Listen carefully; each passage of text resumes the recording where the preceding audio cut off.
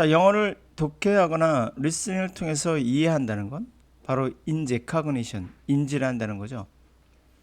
그것은 모든 단어에 서로의 친구도 때로는 적도 구별하면서 친구는 받아들이고 적은 그 뜻을 막고 때로는 활용화 변화를 주거나 하는 형식으로 이해가 돼야 돼요. 그래서 embodied cognition 하면 얘들 embodied란 말은 상징하다, 포함하다, 담다라고 사전에 나옵니다. 사전에 있는 그대로 갖고 온 거예요. 그럼 여러분들이 이것을 그대로 박용해서 한다면 상징화된 인지 또는 상징된 인지, 포함된 인지, 담겨진 인지 이렇게 해석할 수밖에 없죠. 물론 그 뜻은 아닙니다. 이것은 무엇이냐? 바로 구조에다가 플러스 사전에 있는 아무 뜻도 없는 그냥 상징하다, 포함하다, 담다라는 것을 집어넣어서 넣고 나니까 전혀 친구가 되진 않죠. 어울리지 않아요. 그럼 뭡니까? 이건 적인 거예요. 그럼 적은 어떻게 되죠? 이 뜻은 막아야 됩니다. 아닌 거예요. 잘 활용해서 변화를 줘야 됩니다. 그럼 인바디가 뭐냐?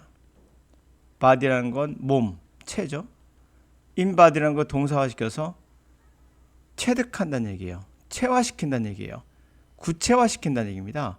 그래서 구체화된다는 것을 우리는 상징한다고 말할 수 있죠. 그래서 이렇게 번역해 놓은 것이 사전인 거예요. 뭔가를 구체화시킨다는 거, 체가 몸체자죠. 우리말의 정확히 embodied cognition은 체화된 인지예요. 이게 상징하다, 포함하다, 담다에는 없지만 원래 body는 body인 거예요.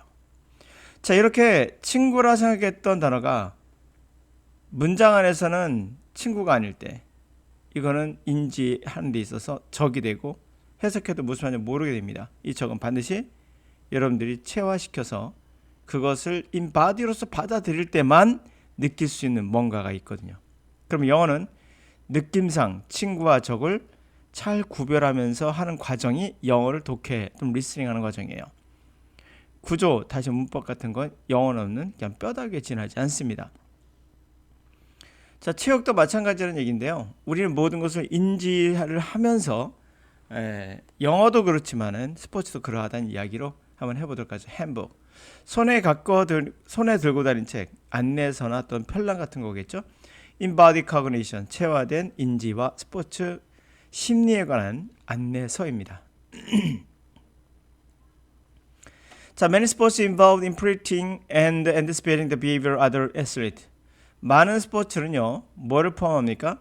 해석하고 예상하고, 이건 언어와 똑같아요. 해석하고 예상도 합니다, 언어도.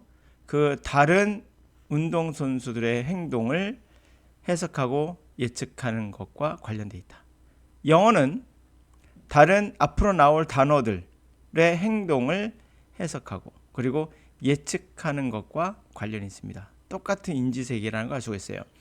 In basketball, for example, an athlete not only must execute actions in the light of their her immediate goals and overall game strategy, she also must coordinate her action with her teammate complementary actions and opponent disruptive, incomparable action. 예를 들어서 바스켓볼에서는, 농구에서는 한 운동선수는 exact 행위를 실행해야 되는데 어떠한 빛이라는 건 관점이 되겠죠. 보는 각도가 달라진 거니까. 그녀의 즉각적인 목표의 관점에서 골의 관점에서도 행동을 해야 되고 전반적인 게임 전략적인 관점에서도 행동을 해야 돼요. 뿐만 아니라 또한 코디네이트, 그녀의 행위를 그녀의 팀메이트의 보충적 행위와 코디를 맞춰야 되며 적의 파괴적이며 서로 용납되지는 컴퍼러블, 양립하는 거죠. 인이 붙었습니다.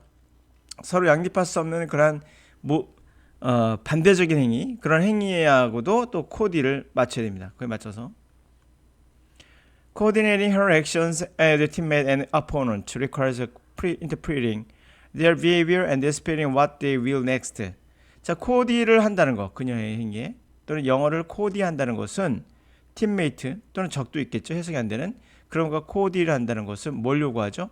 해석하고 그들의 행위를 그리고 예측하는 거죠. 다음에 그들이 무엇을 할 것인가. 그러니까 다음 문장에 어떤 게 다가올 것인가를 소리를 듣고도 예측을 해요.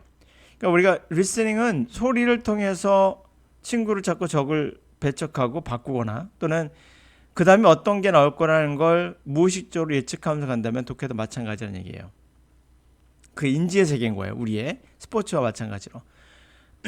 For instance, she must recognize when opponent is driving to the basket, anticipate the position her teammates will be in when the opponent is driving to the basket, and decide whether to pursue the driving opponent or let a better positioned teammate step in to defend against the drive. 예를 들어서 그녀는 인지를 해야 돼요. 알아봐야 되죠. 언제 적이 드라이브에서 바스켓으로 갈지를 인지해야 되고, 그리고 예상해야 돼요. 그녀의 포지션, 그녀 팀메이트가 있을 포지션을 또 예상해야 됩니다. 그래서 적이 드라이빙해서 바스켓을 올 때 그 포지션을 인지해야 됩니다. 예상해야 됩니다. 그리고 결정해야 되죠. 어떤 것을 퍼슈할 건지. 퍼슈란 말 사전에 추구하다로 나올 거예요. 들어보세요. 드라이빙하고 있는 적을 추구한다? 무슨 말인지 안 맞죠? 이게 적이에요. 그러면 이 퍼슈는 그냥 퍼슈예요. 추구하다가 아니에요. 퍼슈란 말은 기본적으로 뭔가를 쫓고 뭔가를 얻으려고 쫓아가서 잡으려고 하는 그런 느낌이에요. 그러므로 드라이빙하는 어포넌트를 추적해서 잡으려고 하거나 또는 보다 나은 포지션에 있는 팀메이트가 스텝인 안으로 들어온 거니까 개입하는 거죠. 개입하게끔 하거나 그래서 디펜스 하거나 그 드라이브에 대해서 이걸 결정해야 된다는 거죠. 영어와 똑같군요. This dynamic interaction happens very quickly. 이러한 다이내믹한 행위는요. 중요한 포인트였죠. 아주 빠르게 일어나요. 그래서 여러분 번역이나 통역은 물론 통역은 빠르긴 하지만 번역은 여러분들에게 전혀 실전에 도움되지 않는 겁니다. 농구를 하는데 잠깐만 이 상황에서는 왼쪽으로 가니까 내가 오른쪽으로 가고 나 이렇게 할까? 이렇게 할 수 없는 겁니다. 규칙에 따라서 논리적으로 이렇게 하라고 했었지 이거 아니거든요. 순간순간 나라는 거예요. The superior athletes are more highly skilled at coordinating their behavior with teammates and opponent behavior. 맞아요. 뛰어난 운동선수는 매우 기술이 있습니다. 코디하는 그들의 행위를 팀메이트나 적의 행위와 코디네이션하는 아주 높은 스킬을 갖고 있죠.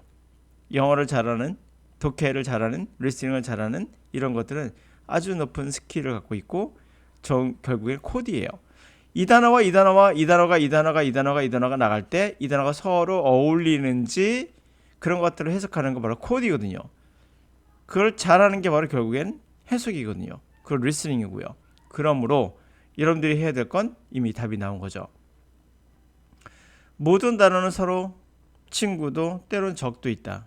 해석이 안 되라고 적으로 봤을 때 그 단어를 어떻게 친구로 만들 것인가는 바로 직관적인 바로 느낌으로 결정되는 건데 이것은 영어를 한글로 바꿀 때 사라집니다. 이 느낌은. 그래서 최대한 영어로 받아들이는 훈련을 해야 된다는 거죠.